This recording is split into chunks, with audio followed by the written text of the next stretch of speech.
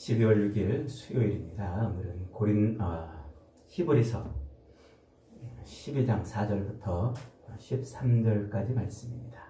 고난 왜 겪어야 하는가? 고난 왜 당해야 하는가? 우리가 히브리서를 이해할 때 줄기차게 붙들고 있어야 될 핵심은 그거예요. 유대인으로서 태어나서 어느 날 예수, 십자가에 달려 죽으신 예수를 믿는 유대 기독교인들, 그들을 위한 책이란 말이에요. 근데 그들이 유대인으로 살다가 어느 날 십자가에 달려 유대인들이 십자가에 매달아 죽이신 그 예수를 믿는 것 때문에 어느 날 그 삶이 고난의 삶으로 바뀌어버렸어요. 유대 공동체에서 쫓겨나기도 하고 또 로마라는 사회에서 격리되어 목숨을 위해서 도망다니면서 그렇게 사는 인생으로 바뀌어버린 거예요. 얼마나 황당해요. 예수 믿고 형통하고 잘 살아야 되는데 예수를 믿음으로 말미암아 아주 심각한 고난의 삶을 살게 되는 거예요. 그 삶을 살 수밖에 없는, 예수 믿는다는 것 때문에 그런 삶을 살 수밖에 없는 그리스도인들에게 그래도 예수를 포기하지 말아라. 예수를 꼭 붙들어라. 예수만이 우리의 유일한 구원자고 예수만이 우리에게 진짜 안식을 주시는 분이다. 그 얘기를 하고 있다고 그랬죠. 이걸 놓치면 안 돼요. 그런 기독교인들에게 히브리서 기자는 믿음으로 예수를 믿는 그 믿음, 십자가에 달려 죽으신 그 예수를 나의 구주로 영접하는 순간 하나님이 우리 안에서 격발시켜내신 그 믿음으로 끝까지 살아라 라고 지금 말하고 있는 거예요. 어떻게 언제까지 그렇게 살으라고요? 믿음으로? 죽음의 위협 앞에서 당당하게, 아니 죽음과 맞바꾸어서라도 그렇게 사는 것이 우리에게 유익이다, 지금 그 얘기를 하고 있어요. 그래서 믿음장 11장에서, 믿음장이라고 불리는 11장에서 진짜 그렇게 믿음으로 살았던 사람들의 이야기를 쫙 설명해 주었죠. 어느 날 하나님의 계시가 임함으로, 하나님의 그 계시가 임함으로 그의 인생이 완전히 세상으로부터 격리당하고 조롱당하고 핍박을 당하는 그런 사람들, 에녹이 그랬고 노아가 그랬고 아브라함이 그랬고 모세가 그랬고 또 수많은 믿음의 선진들이 다 그렇게 살았단 말이에요.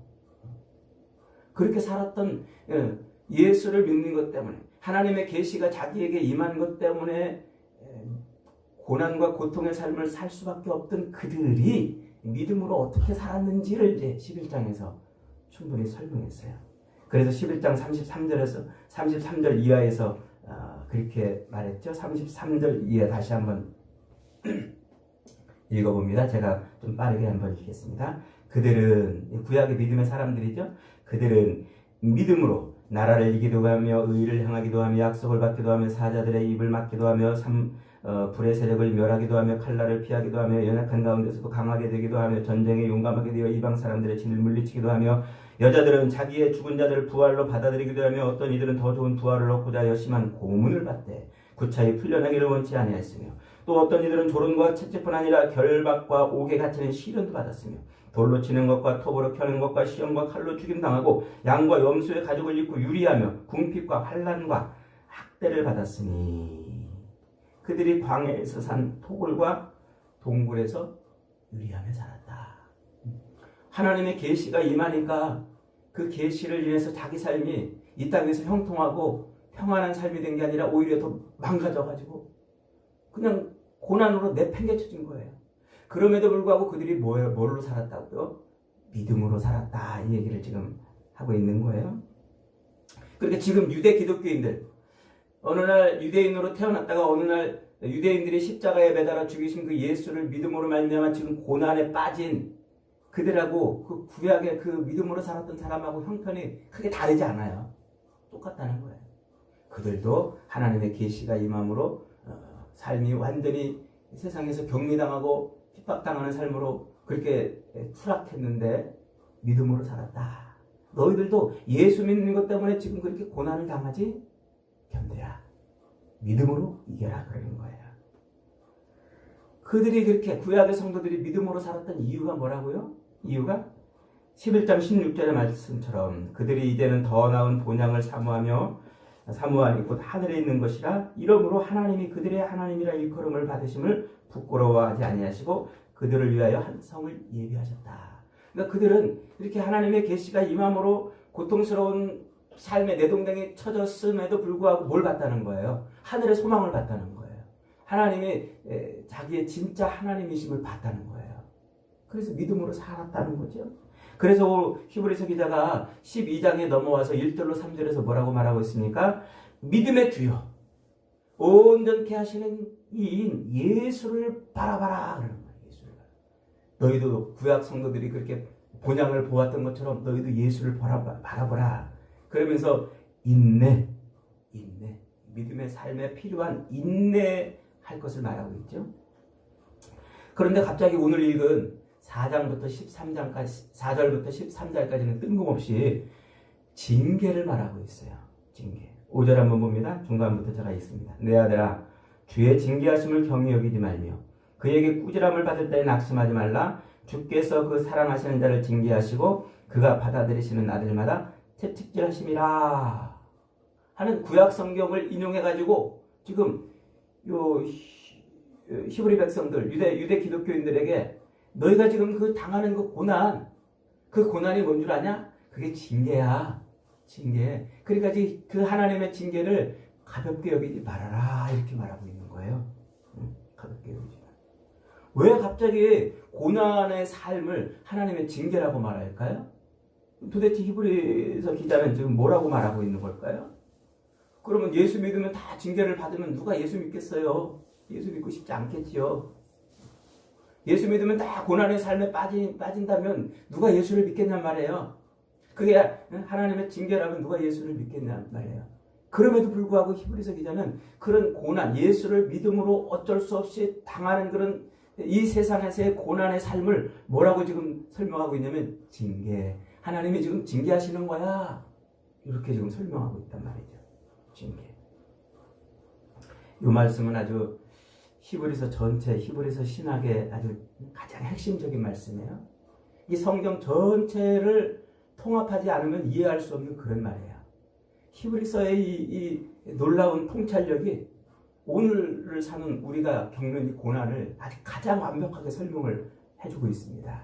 여러분, 영상으로 뿐만 아니라 말씀으로 묵상하기도, 글로 묵상하기도 몇 번 해보시기를 바랍니다. 그러면 고난이 뭔지를 우리가 분명하게 이해할 수가 있어요.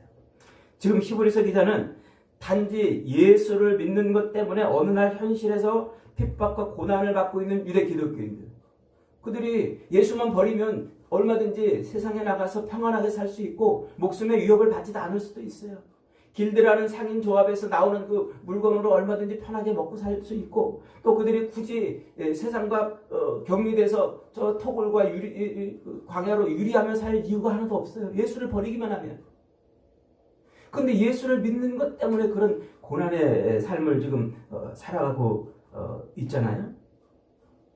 그래서 히브리서 기자는 그 고난을 지금 뭐라고, 성도들이 예수 믿는 것 때문에 당하는 고난을 뭐라고 해석해주고 있냐면 하나님의 징계라, 이렇게 지금 해석해주고. 얼핏 이해가 안 되지요? 그럼 예수 믿으면 다 징계를 받아야 되는가? 이해가 안 되지 않습니까? 히브리서 기자가 왜 성도가 이 땅에서 당하는 고난을 징계라고 보고 있는 것일까요? 그리고 하나님은 왜 우리 성도들에게 예수를 믿을 때 고난을 주시는 것일까요? 그 해석의 열쇠가 바로 4절이에요. 4절 한번 다 같이 읽어봅니다. 시작. 너희가 죄와 싸우되 아직 피 흘리기까지는 대항하지 아니하였고 그랬어요. 여러분, 죄가 뭐라고 그랬어요? 죄? 로마서 공부할 때 우리가 귀가 따갑게 공부한 거 아닙니까? 죄는 화살을 쏠 때 그 화살의 한 가운데, 관역 한 가운데 관통하지 않고 화살이 옆으로 비껴나가는 모습을 죄 그런다고 그랬죠. 헬라어로 하마르티아 그런다고 그랬어요.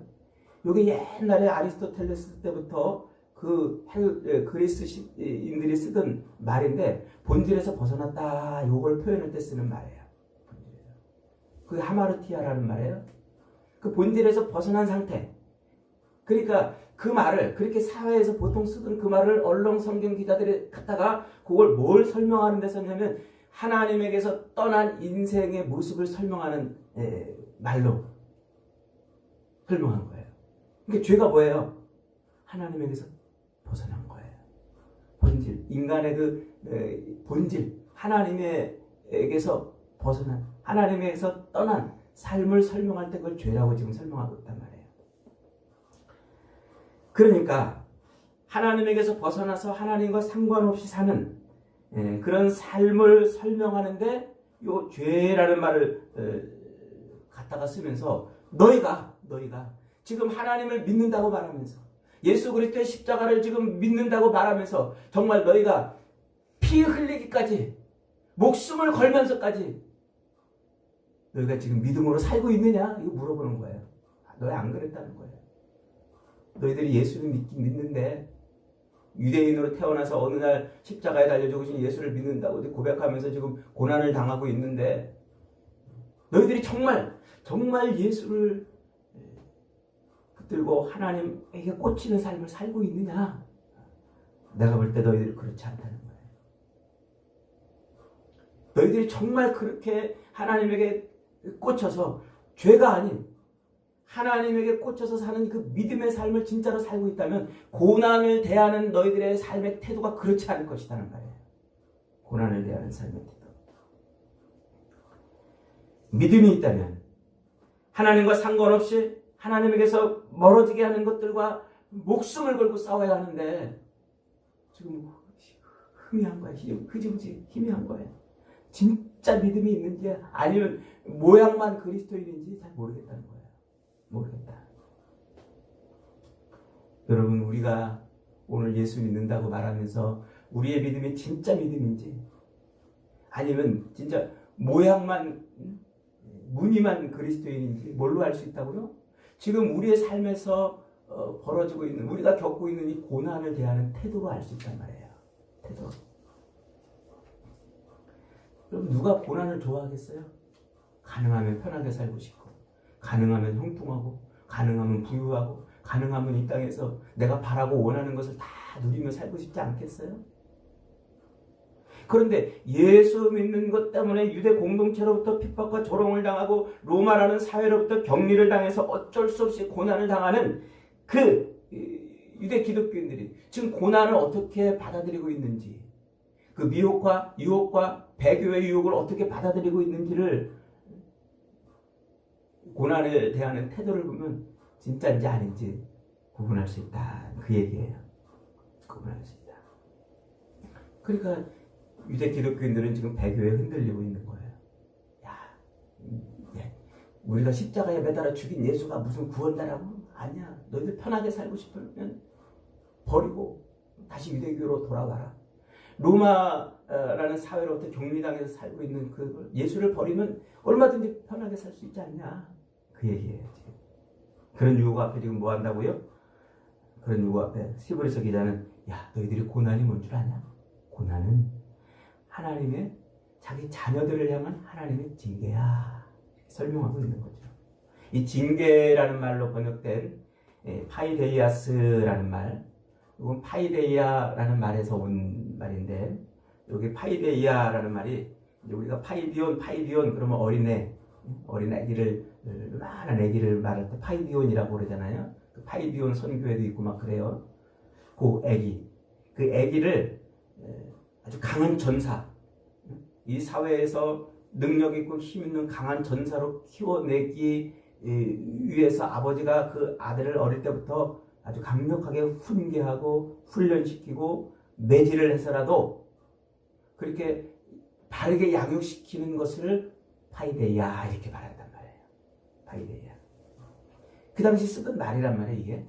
그러니까 히브리서 기자가 이 고난 앞에서 지금 어리버리하고 이러지도 저러지도 못하고 있는 그 그리스도인들에게 고난을 뭐라고 지금 설명해 있다고요? 이 고난은 하나님이 자기 자녀를, 세상 아버지들이 자기 자녀를 아주 강력한 훈계와 훈련과 매질로 강한 전사를 키워내듯이 고난을 너희에게 그렇게 주신 거야. 이게 하나님의 징계야. 너희를 그렇게 강한 그리스도인으로 믿음으로 견고하게 사는 그리스도인으로 키워내기 위한 하나님의 채찍질이란 말이야. 그 얘기예요.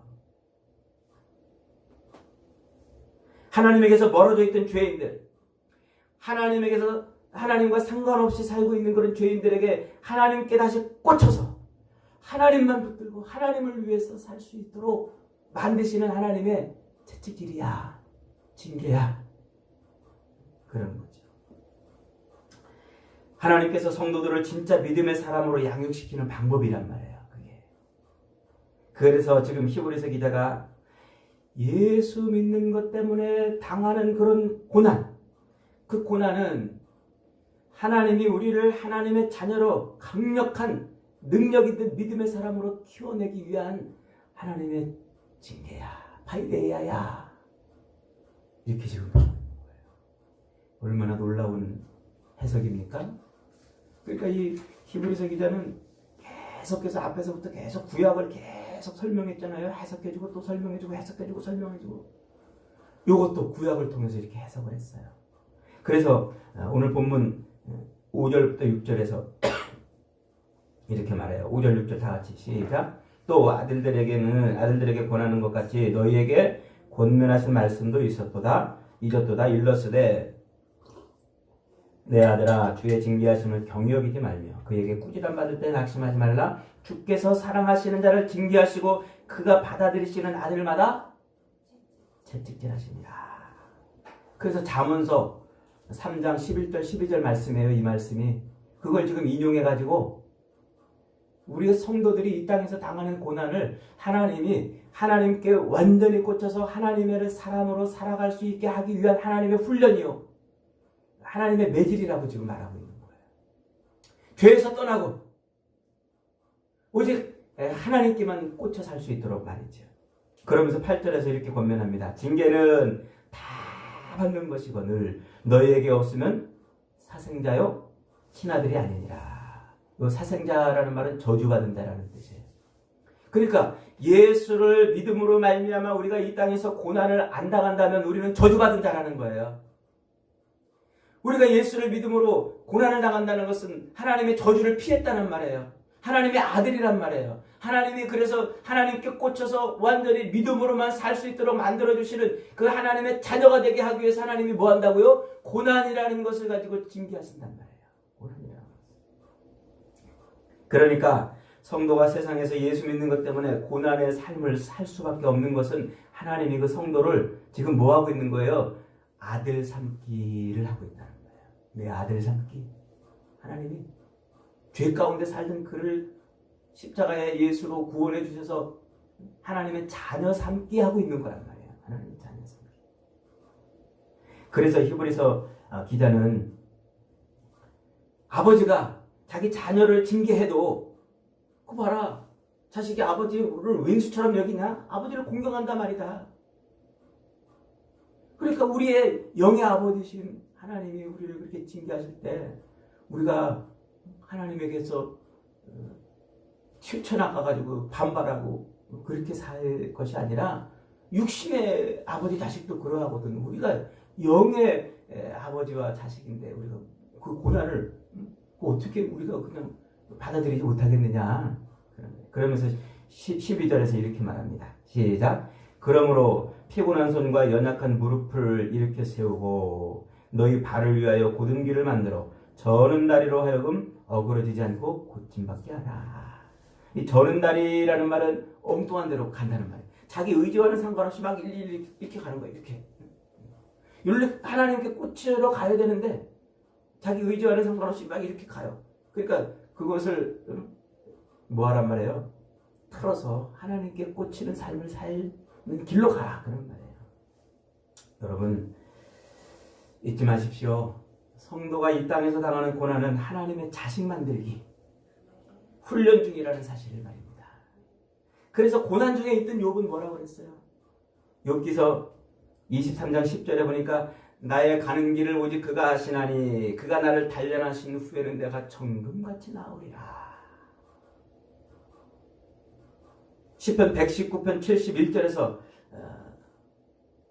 시인 다윗은 이렇게 말합니다. 고난당하는 것이 내게 유익이라 이로 인하여 내가 주의 율례를 배우게 되었나이다. 고난당하는 것이 내게 슬픈 일이 아니고 고통스러운 일이 아니고 유익한 일이에요.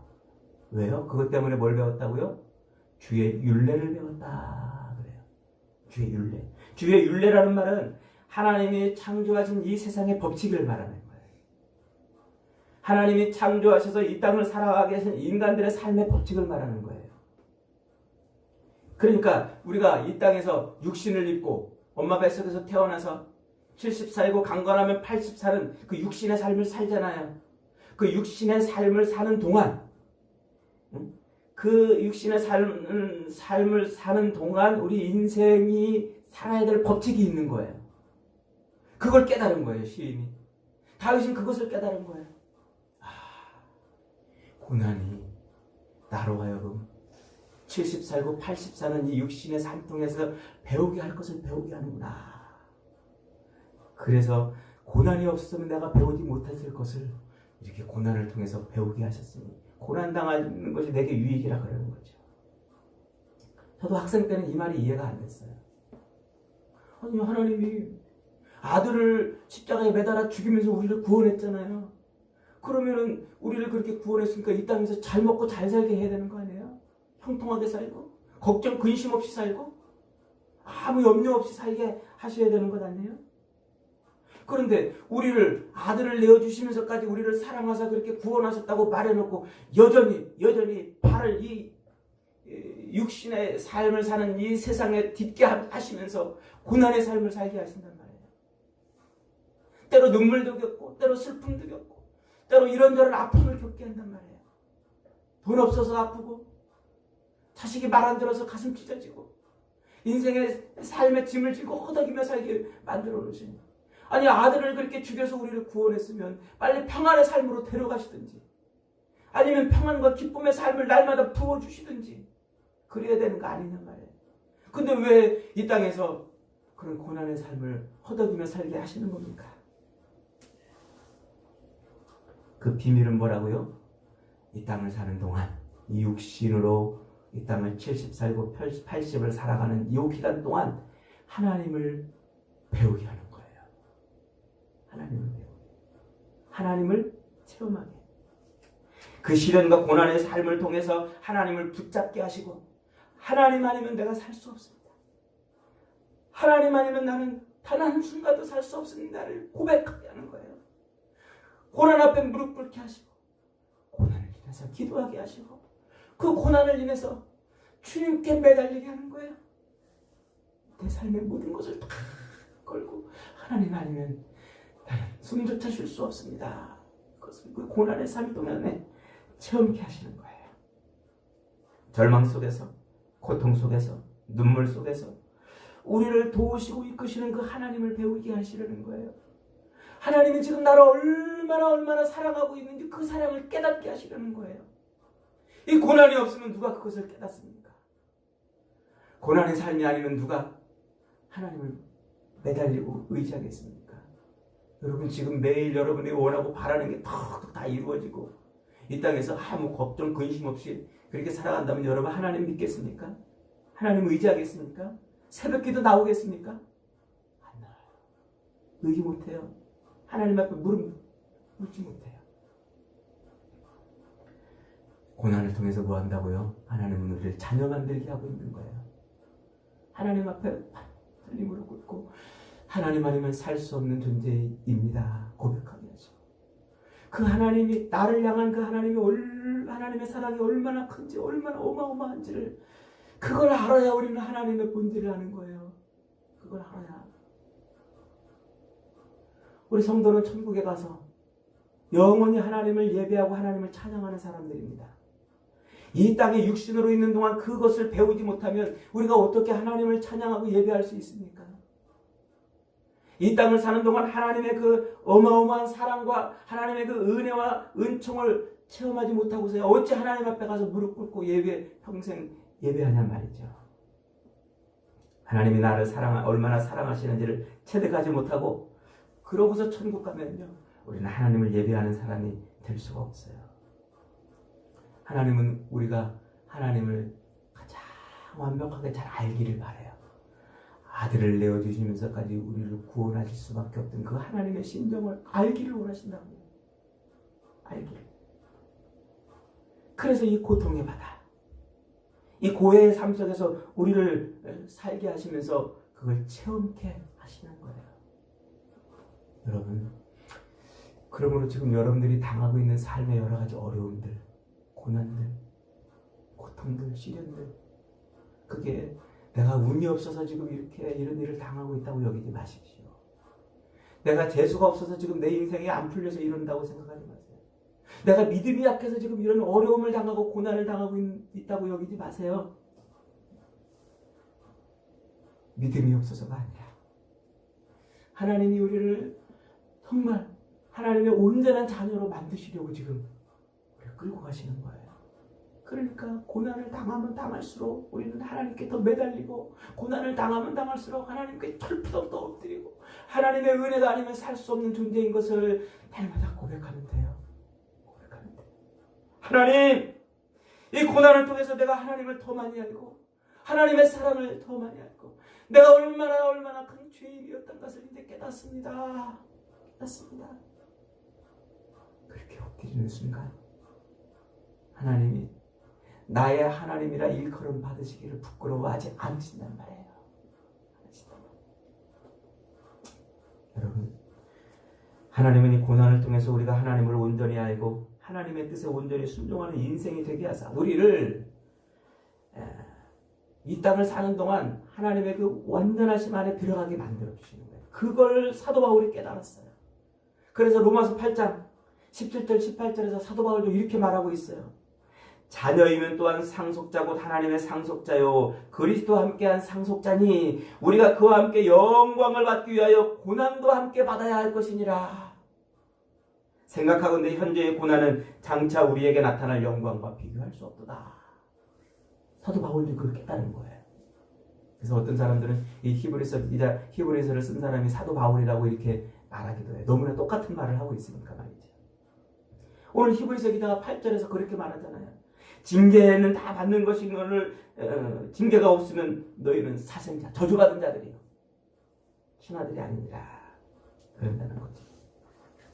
사랑하는 여러분, 구약의 성도들이 그 진리를 보았기 때문에 하나님의 계시가 자기에게 임하자 그 계시로 인한 하나님이 격발해 주신 믿음을 갖고 그 고난을 견디며 살았어요. 하나님의 아들이신 예수 그리스도가 우리에게 나타나서 그 하나님의 계시로 우리가 예수 믿는 사람이 되었다면 이제 그 예수 그리스도를 통해서 우리 안에 격발시켜 놓으신 이 믿음으로 우리는 세상의 고난을 통해서 하나님을 더 깊이 알아가면 돼요. 하나님을 더 깊이. 이 놀라운 사실을 이사야 선지자도 알았습니다. 그래서 그가 이 땅에 육신으로 오신 예수님을 이렇게 소개하고 있어요. 이사야 53장 5절에 그가 찔림은 우리의 허물을 인하며 그가 상함은 우리의 죄악을 인함이라. 그가 징계를 받음으로 우리가 평화를 누리고 그가 채찍에 맞음으로 우리가 나음을 입었도다. 육신으로 이 땅에 오신 아기 예수, 그 예수가 육신의 삶을 사는 동안 그 고난의 모든 삶을 통과해서 그 고난의 모든 삶을 통과해서 그 하나님의 징계를 잘 통과해서 하나님의 아들 되심으로 우리를 구원했다. 이 말이에요. 여러분, 육신의 삶을 사는 동안 저와 여러분의 인생은 고난을 인해서 하나님을 더 많이 경험할 수 있기를 바랍니다. 이것이 고난이 재수가 없어서 운이 없어서 우리가 죄가 많아서 그런 것이 아니고 하나님이 지금 하나님을 우리에게 가르쳐 주시고 배우게 하시려는 가장 최고의 징계, 훈련입니다. 이 훈련을 잘 통과해서 하나님이 내 하나님이라고 일컬음 받기에 부끄럽지 않은 그런 모습으로 우리를 품어주시는 은혜를 누리시기를 주님의 이름으로 축복합니다. 아멘. 말씀 들고 기도합니다.